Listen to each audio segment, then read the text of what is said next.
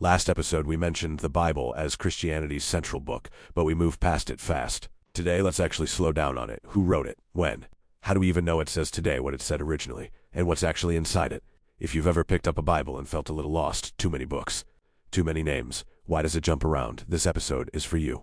Here's the first thing worth clearing up. The Bible isn't one book. It's a collection of 66 separate books written by different people in different places over more than 1,000 years, then later bound together into a single volume. Think of it less like a novel and more like a library shelf that got compressed into one binding. Some of those books are history, some are poetry, some are collections of letters. That variety is exactly why it can feel confusing to jump into at a random page. You might land on ancient poetry one moment and a first-century letter the next. The Bible was written across roughly 1,500 years by an estimated 40 different authors, shepherds, kings, prophets, fishermen, a doctor, a tax collector.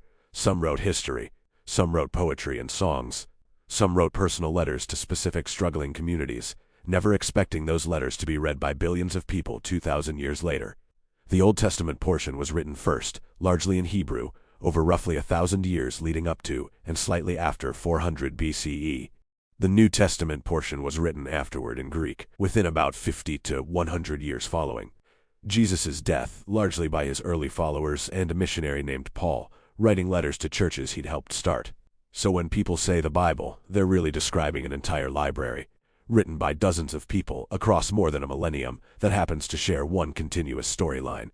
With that many books floating around in the ancient world, how did anyone agree on which ones counted as scripture? This process is called forming the canon, essentially the official list.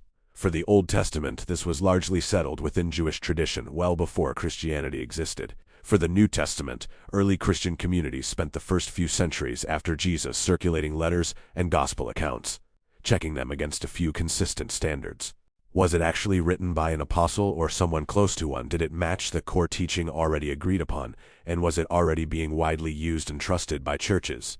By the late 4th century, the list Christians use today was widely agreed upon, not invented at that point, but formally confirmed after already functioning as scripture in practice for generations.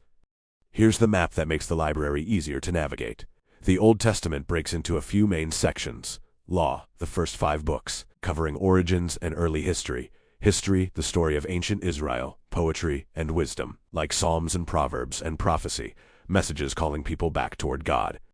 The New Testament is shorter and simpler, 4 Gospels telling the life of Jesus from different perspectives. 1 book of history, Acts, covering the early church, a large collection of letters written to specific churches or people, and 1 final book of prophecy, Revelation. Knowing just this much, which section you're in, makes a huge difference in how a passage should be read. A poem in Psalms isn't meant to be read the same way as a historical narrative in Kings, or a personal letter in Ephesians. This is probably the most common question people have, and a fair one given how old this text is. Here's the basic case scholars point to.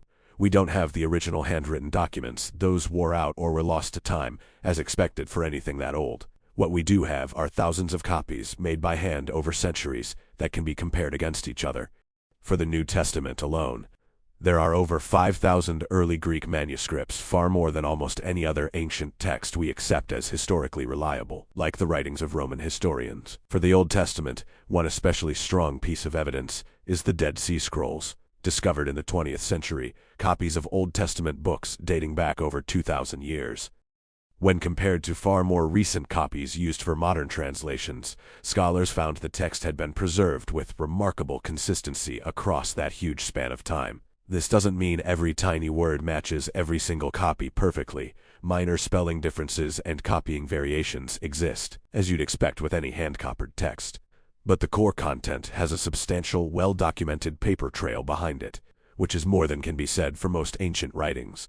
If all of this makes you want to actually open one, here's a practical tip. Don't start at page 1. Genesis is a fine book, but starting a 66-book library cold at the very beginning isn't the easiest entry point. Many people recommend starting with the Gospel of John. In the New Testament, it's a self-contained account of Jesus' life and teaching, written specifically in its own words, that ye might believe. It's a natural front door into everything else this series has been building toward. So, not one book, but a library of 66, written by dozens of authors across 1,500 years.